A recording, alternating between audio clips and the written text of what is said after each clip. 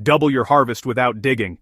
Grandma's secret garden hack. If you've ever spent hours digging, turning and tilling your garden beds only to feel like your harvest could be better, you're not alone. I've been there, wrestling with stiff soil and aching arms, wondering why all my effort wasn't translating into lush, productive crops. That's when I stumbled on the wisdom that many gardeners overlook, the no-dig method. Grandma swore by it, and after years of testing, I can confidently say, it works. No-dig gardening doesn't just save your back. When combined with some simple, homemade fermented plant juices, or FPJs, it can dramatically increase your yields with far less effort. In this article, we're diving deep into Grandma's no-dig hacks, including step-by-step FPJ recipes, correct application ratios, and practical tips that will help you double your harvests while keeping your soil healthy and your garden thriving. Whether you're a beginner or an experienced gardener looking for smarter methods, this guide is for you.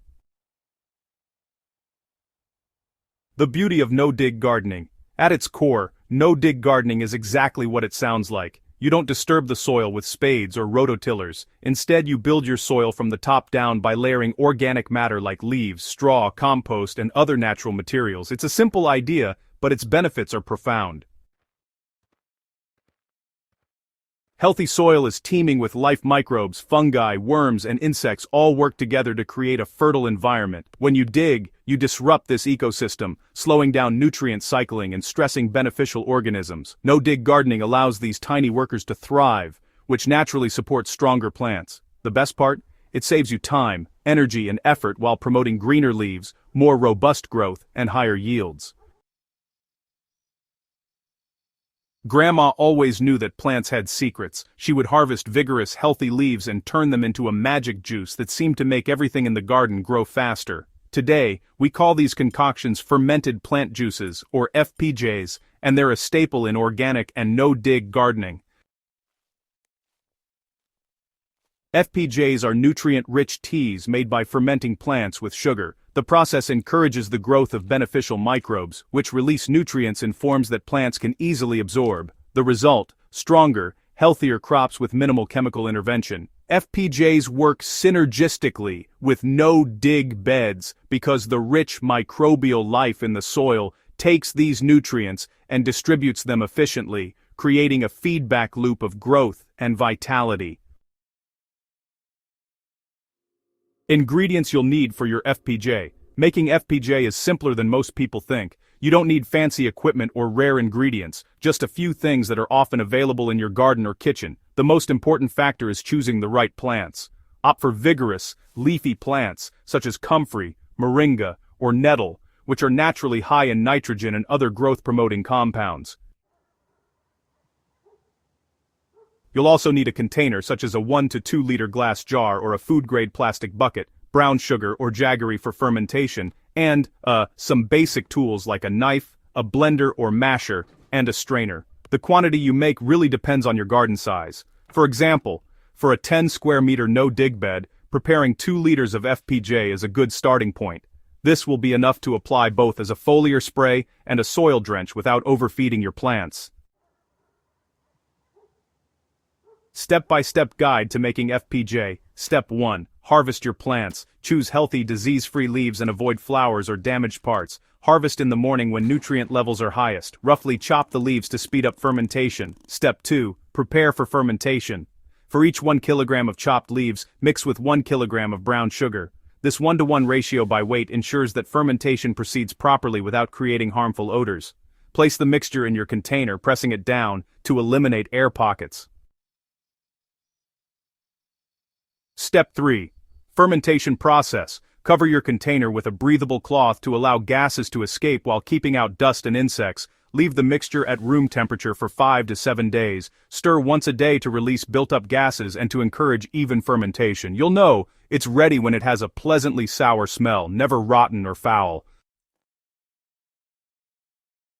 Step 4 is straining and storage. After fermentation, you'll want to strain the liquid into a clean container. This is your FPJ concentrate. Store it in a cool, dark place for up to 2 weeks. Oh, and the leftover plant pulp? You can just add that directly to your no-dig beds as mulch or compost, creating zero waste.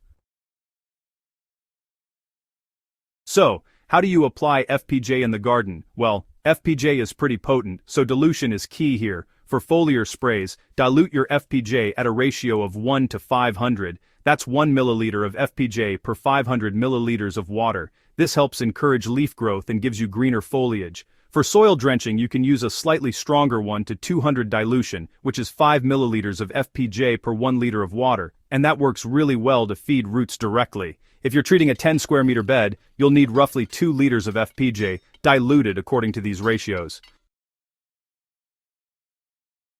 Apply FPJ in the early morning or late afternoon to prevent leaf burn, and really maximize absorption. Foliar sprays can be used every 7 to 10 days, while soil drenches are best applied every 2 weeks. By feeding both the leaves and roots, you create a balanced, nutrient cycle that supports vigorous growth and improved yields.